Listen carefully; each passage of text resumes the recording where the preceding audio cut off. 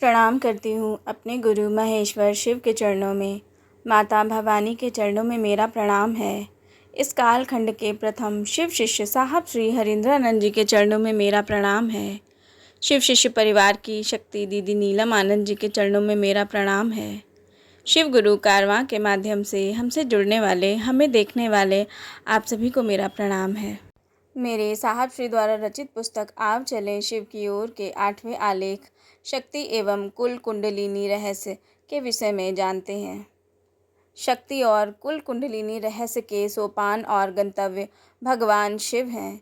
दोनों रहस्यों के साधन और साध्य अलग हो सकते हैं, काल और क्षेत्र भिन्न हो सकते हैं, पर लक्ष्य एक है। कहा जाता है कि शिव की इच्छा ही शक्ति है, स्वेच्छा बलिष्ठति। शिव की इच्छा में इतना बल है कि समस्त सृष्टि उत्पन्न हो रही है, उसकी स्थिति है और पल प्रतिपल विखंडन भी हो रहा है। शिव और शक्ति एक दूसरे से इसी प्रकार अभिन्न हैं, जिस तरह सूर्य और उसका प्रकाश, दूध और उसकी सफ़ेदी। शिव की आराधना शक्ति की आराधना है और शक्ति की उपासना ही शिव की भक्ति है। समस्त सृष्टि रूप में अभिव्यक्त शक्ति का आधार एवं अधिष्ठान शिव हैं। अंतिम सोपान भी शिव हैं। शास्त्रों में माना गया है कि शक्ति के पास आत्मसमर्पण ही शिव का साक्षात्कार है। कहा जाता है, या शक्ति शिवस्य शक्ति। शक्ति को धारित करने के लिए पात्रता आवश्यक है, अन्यथा शक्ति धारक के लिए ही घातक हो सकती है। मोटरसाइकिल चलाने के लिए ज्ञान जरूरी है। कहानियों से रावण का उदाहरण द्रष्टव्य है। रावण ने शिव से त्रैलोक्य की शक्ति मांगी थी, लेकिन उस शक्ति के संचालन का ज्ञान नहीं मांगा था। परिणाम सभी को विदित है, सब कुछ नष्ट हो गया। सचमुच शक्तिमान ही शक्ति को धारित कर शक्ति का सदुपयोग कर सकता है, अन्यथा दुरुपयोग की प्रबल आशंका बनी रहेगी। आदमी की इच्छा में भी बल है। पूरी दुनिया में आदमी के द्वारा जो कुछ भी निर्मित है, उसके मूल में आदमी की इच्छा ही कार्यरत है। किसी की इच्छा और संकल्प के कारण ही यह कार्य हुआ। इच्छा, ज्ञान और क्रिया शक्ति से कहा जाता है, यत् ब्रह्मांडे तत् पिंडे, यानी जो इस ब्रह्मांड में है वह व्यक्ति के शरीर में अवस्थित है। प्राचीन काल से ही शक्ति रहस्य की परिकल्पना उसी शक्ति यानी शिव की इच्छा पर ही आधारित है। इसका विवेचन आवश्यक प्रतीत होता है कि शक्ति रहस्य, कुल कुंडलिनी रहस्य आदि की चर्चा तो होती है, किंतु शिव रहस्य, राम रहस्य, कृष्ण रहस्य आदि की चर्चा आम नहीं है।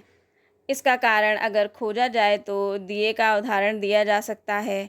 दिए की बाती जलती तो है, रोशनी भी होती है, किंतु बाती स्वयं नष्ट हो जाती है। वस्तुतः शक्ति का अचानक प्रस्फुटन साधक के लिए घातक हो जाता है। अतएव धीरे धीरे रहस्य उद्भेदित होते हैं। अकुल शिव को कहते हैं और कुल शब्द का प्रयोग शक्ति के लिए हुआ है। इसीलिए शक्ति रहस्य या कुंडलिनी रहस्य का प्रचलन है। जो भी शक्तियाँ हैं उनके जनक भगवान शिव हैं।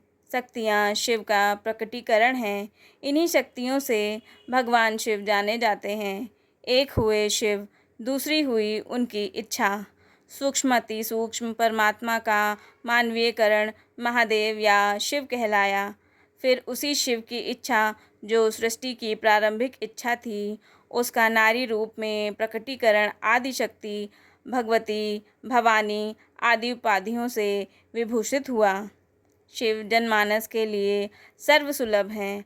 हर हर महादेव, भोला बाबा आदि विभिन्न नामों से जनसामान्य परिचित है। पूजागत कोई प्रक्रिया भी नहीं है। उनका पंचाक्षर मंत्र नमः शिवाय भारत भूमि में अधिकांशतः लोग जानते हैं, समझते हैं। भगवान शिव के लिए तंत्र की दुनिया में बीज मंत्रों का प्रयोग भी पूर्व में हुआ, यथा एंग, होंग, किंतु शिव का बीज मंत्र लोगों को ग्राह्य ही नहीं हुआ। शिव के बीज मंत्रों का प्रचलन है, किंतु शिव अपने मूल कई नामों से जाने जाते हैं।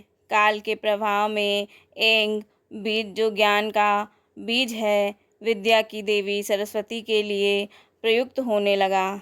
होंग महामृत्युंजय मंत्र में अभी भी है। यह होंग जू सह महामृत्युंजय के इस मूल मंत्र की जनसामान्य में बहुत व्याप्ति नहीं हुई है। ओम नमः शिवाय या नमः शिवाय ही चलता रहा है। वैसे भी अगर पौधा सहजता से उपलब्ध हो तो कोई भी उसका बीज नहीं खरीदेगा। शिव सहजता से उपलब्ध थे, आज भी हैं। शक्तियाँ भी सहजता से उपलब्ध हैं, किंतु शक्ति धारित करने के लिए पूर्व पात्रता अनिवार्य है।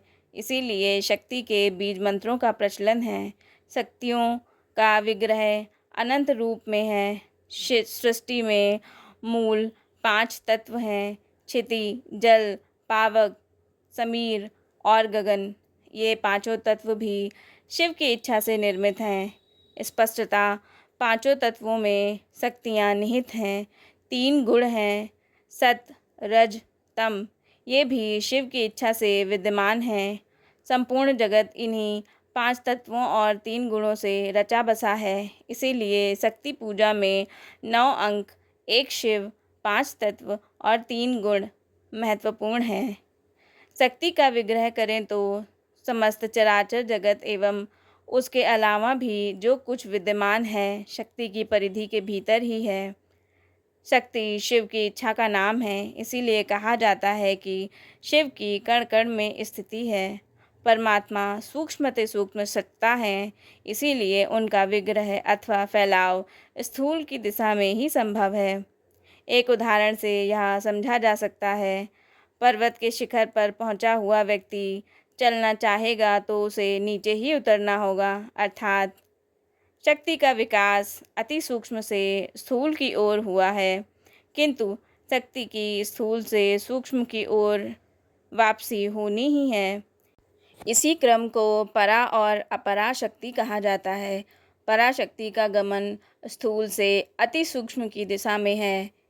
अपरा शक्ति अति सूक्ष्म से स्थूल की ओर चलती है।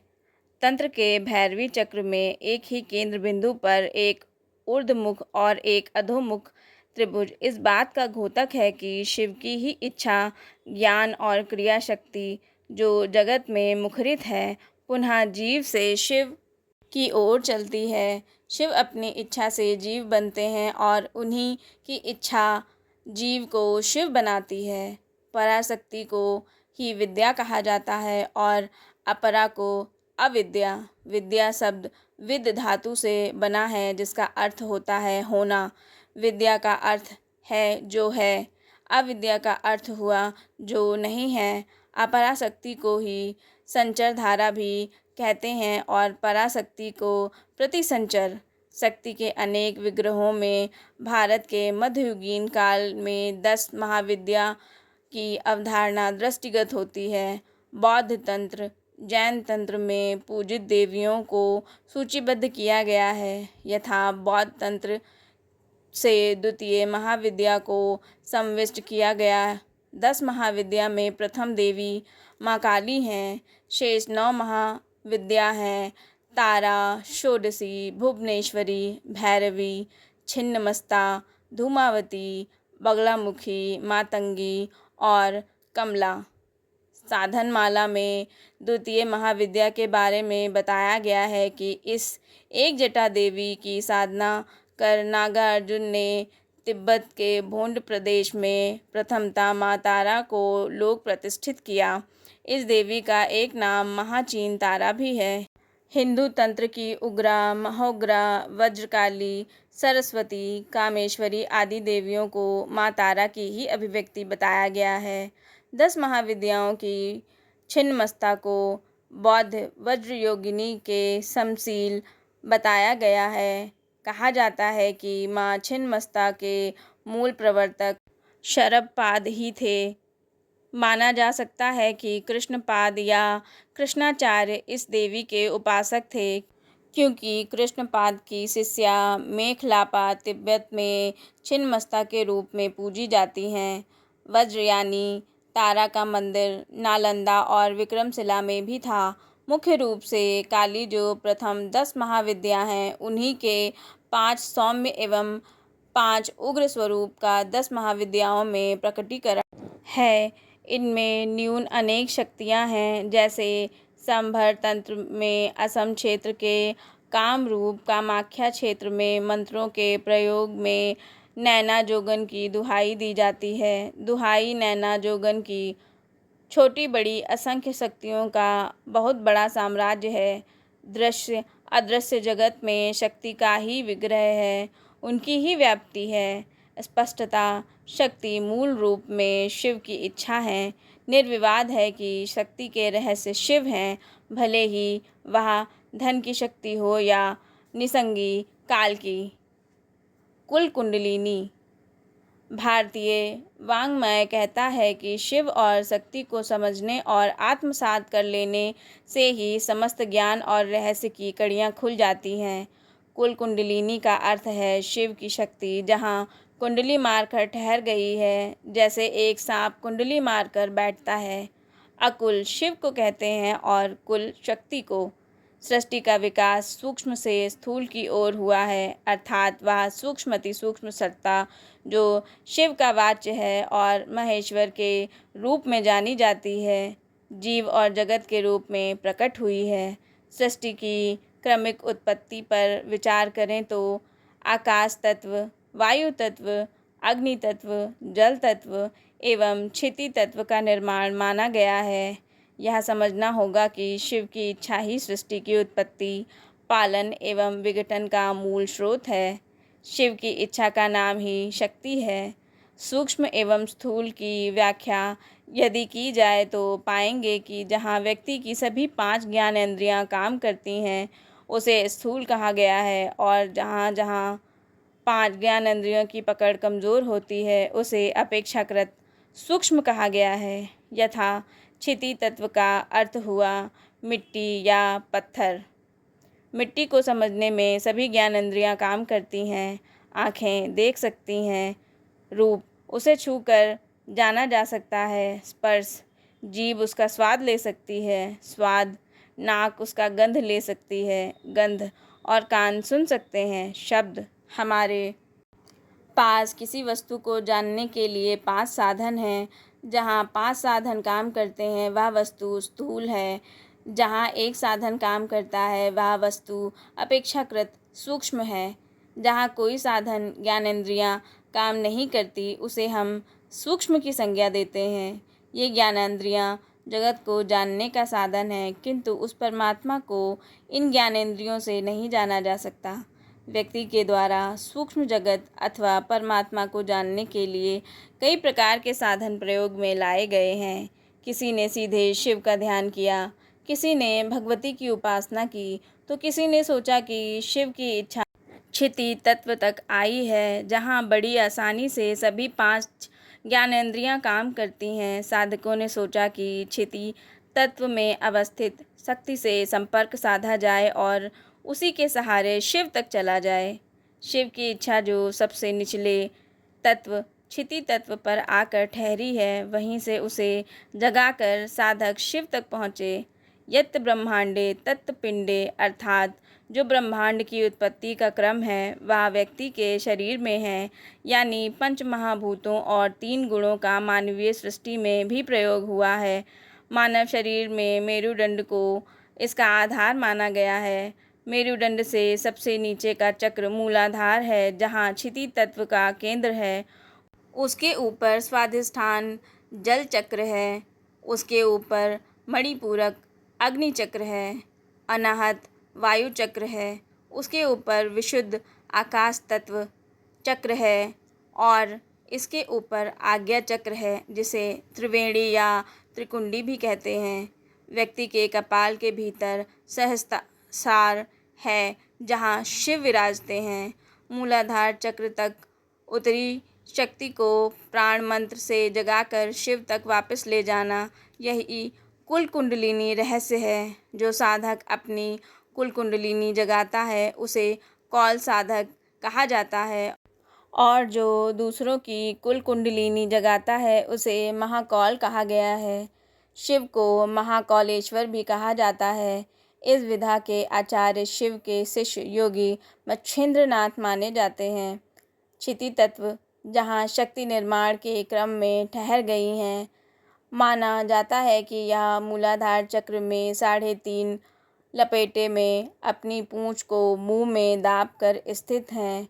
सारधात्री वल्यान्विताम क्षिति तत्व में यह शक्ति किस रूप में है, इसका वर्णन आया है कि कोटि सौदामिनी भाषम, अर्थात क्षिति तत्व में जो शक्ति निहित है उसमें आसमान के करोड़ों बिजलियों की चमक है। ध्यायेत कुंडलिनी सूक्ष्म मूलाधार निवासिनी तामिष्ट देवता रूपनसार ध्यातव्य बलव्यनिविस्ताम कोटि सौदामिनी भाषम स्वयंभूलिंगम वेष्टिताम।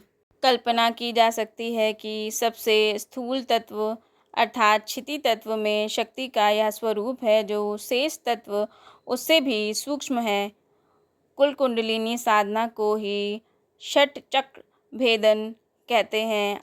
आदि शंकराचार्य ने सौंदर्य लहरी में कहा है कि कुंडलिनी शक्ति का जागरण ब्रह्मरंध्र सुषुम्ना नाड़ी में स्थित 6 चक्रों का भेदन करके किया जा सकता है। ये 6 चक्र हैं। मूलाधार चक्र। मूलाधार चक्र सौंदर्य लहरी में स्थित कुंडलिनी शक्ति को सावित्री कहते हैं। इसकी आराधना करने वाला अर्थात इस चक्र का भेदन करने वाला साधक ऐश्वर्यवान बनता है, क्योंकि इस अखिल ब्रह्मांड का भैरव इसी शक्ति युग्म के हाथ सन्निहित है। इस चक्र में क्षिति तत्व की प्रधानता मानी गई है एवं बीज मंत्र लम है। स्वाधिष्ठान चक्र। मूलाधार चक्र के ऊपर स्वाधिष्ठान चक्र है। स्वाधिष्ठान चक्र में रुद्र ही जल बनकर निवास करते हैं। इस चक्र का भेदन करने से साधक अपने सूक्ष्म और स्थूल शरीर में व्याप्त समस्त दैहिक और दैविक दोषों को नष्ट करने में सक्षम हो जाता है। इस चक्र में जल तत्व की प्रधानता मानी गई है एवं बीज मंत्र वम है। मणिपूरक चक्र। स्वाधिष्ठान चक्र के ऊपर मणिपूरक चक्र आता है। मणिपूरक चक्र की साधना करते हुए इस चक्र का भेदन करने वाला साधक उस दिव्य शक्ति के साथ अपना संबंध बना लेता है जो उसकी मनास्विता, तेजस्विता और समर्थता की दिव्य ज्योति को विश्व आकाश में बिजली की तरह चमकाती हैं, प्रकाशित करती हैं। इस चक्र में अग्नि तत्व की प्रधानता का उल्लेख आया है। अग्नि तत्व का बीज मंत्र रम है। अनाहत चक्र। मणिपूरक चक्र के बाद अनाहत चक्र आता है। अनाहत चक्र के भेदन से साधक में नीर क्षीर विवेक कर सकने की क्षमता का विकास हो जाता है, अर्थात अनुचित का त्याग और उचित को ग्रहण कर सकने की स्वाभाविक प्रवृत्ति का विकास हो जाता है। इस चक्र में वायु तत्व की प्रधानता मानी गई है एवं इसका बीज मंत्र यम है। विशुद्ध चक्र। विशुद्ध चक्र के बारे में आदि शंकराचार्य जी कहते हैं कि विशुद्ध चक्र में स्वच्छ स्फटिक जैसे शिव के साथ उनकी कार्यशक्ति के रूप में निवास करने वाली महाशक्ति को नमस्कार है। यह संसार तुम्हारी ही ज्योति से अज्ञान रूपी अंधकार से छुटकारा पाकर आनंदित होता है। इस चक्र का भेदन करने वाले साधक के हृदय में निरंतर आनंद और उल्लास की अनुभूति होती रहती है, जैसे उसने परम आनंद की प्राप्ति कर ली हो। इस चक्र में आकाश तत्व की प्रधानता का उल्लेख मिलता है एवं बीज मंत्र हम है। आज्ञा चक्र। मेरुदंड में स्थित 5 चक्रों का भेदन करते हुए साधक जब छठे चक्र अर्थात आज्ञा चक्र का भेदन करता है तो उसकी दिव्य दृष्टि जागृत हो जाती है। भगवान शंकर की तरह कामदेव को जला देने में समर्थ अग्नि रूपी तीसरा नेत्र भ्रुकुटी स्थान में स्थित आज्ञा चक्र ही तो है। दिव्य ज्ञान की समस्त भूमिकाएं इसी केंद्र से उपजती हैं। सहस्रार चक्र। सहस्रार चक्र कपाल के ऊर्ध्व भाग में स्थित है। विभिन्न चक्रों को भेदती हुई शक्ति जब सहस्रार चक्र पर अवस्थित होती है, यही शक्ति का शिव से मिलन है। कुल कुंडलिनी रहस्य का उत्कर्ष भी यही है। कहा जाता है कि व्यक्ति का मन 50 वृत्तियों पर काम करता है और वृत्तियों का स्थान चक्रों पर माना गया है।